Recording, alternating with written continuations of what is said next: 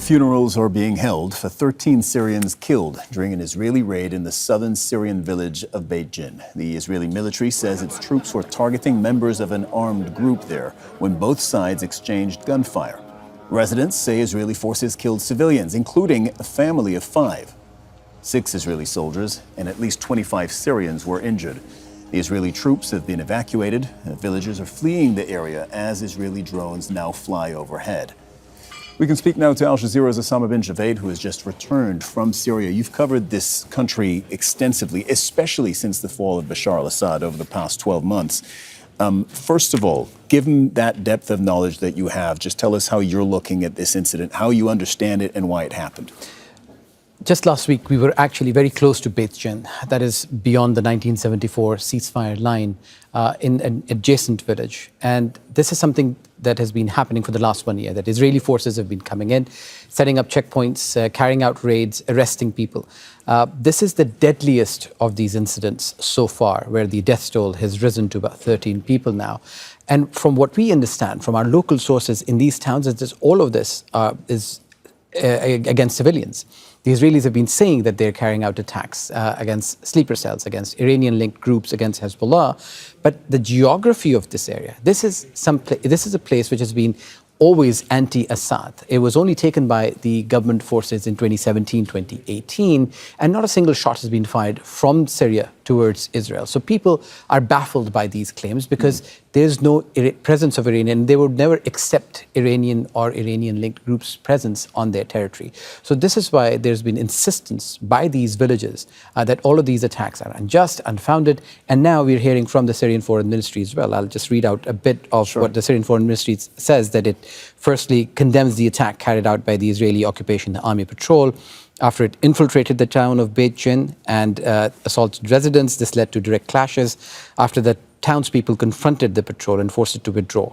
And there's a whole detail of how it feels that this is a war crime, and then goes to say in the end that the continuation of Israeli attacks threatens security and stability in the region, and is part of a systematic policy to destabilize the situation and impose an aggressive reality by force. And that is something that we've been hearing from the people there, from the mayors of these towns and villages, from the elected officials, that there is a systematic policy by Israel to carry out an ecocide, to take farmers and shepherds away from their lands and harass the people to a point where they would leave these areas. So Israel has consistently said that they want to get rid of what they see as threats in southern Syria, potential threats to Israel. Have there been any attacks against Israel from southern Syria, or frankly anywhere in Syria, in the last year?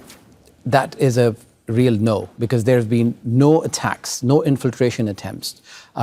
Even the Syrian security forces, since the fall of the Assad regime, to avoid that and to maintain that they do not pose a threat to Israel, are not in these towns. You will see the Syrian security forces on the roads towards these towns, a few kilometers away, where you wouldn't see their patrols, their vehicles, their soldiers stationed, even their policemen. The only security personnel you see are the traffic police in these villages. So there have been no attacks, no threats against Israel, according to the people there, according to the Shura administration.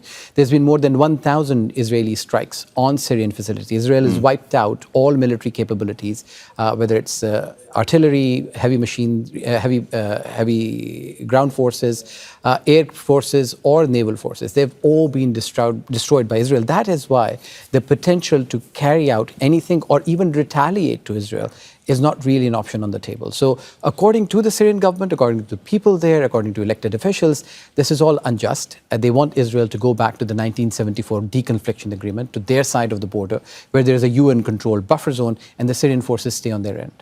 I just want to drill down on this point of Israel wants that part of Syria, in their words, demilitarized. You were there, or not far from Beit Jinn, from the village where this happened overnight. You were there, you said, a few days ago, right? Absolutely.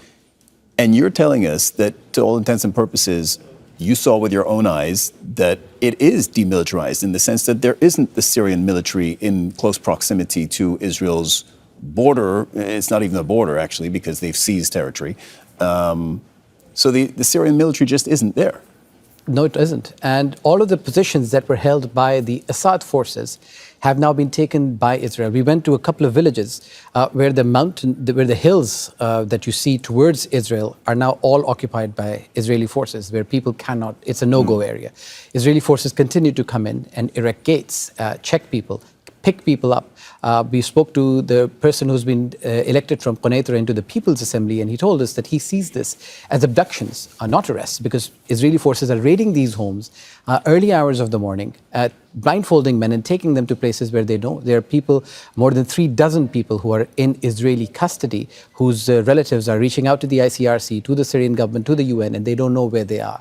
So according to the people there, according to the Syrian government, this is all unjust. This has no legal standing, and it is in contravention to all legal norms and the agreements that they have with Israel. So there has been a push, especially by the White House, to try and normalize the situation between Syria and Israel, especially now there is a new reality.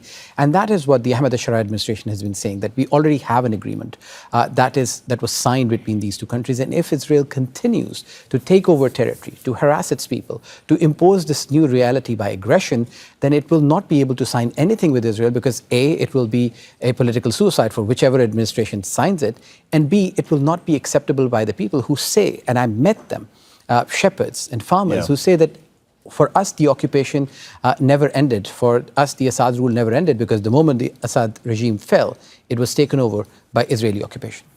Osama bin Javed, again, you were there in that very region of Syria just a few days ago. Thank you very much. Don't miss out. Get the full picture. Subscribe to Al Jazeera for reliable news and expert insights. Like, share, stay ahead.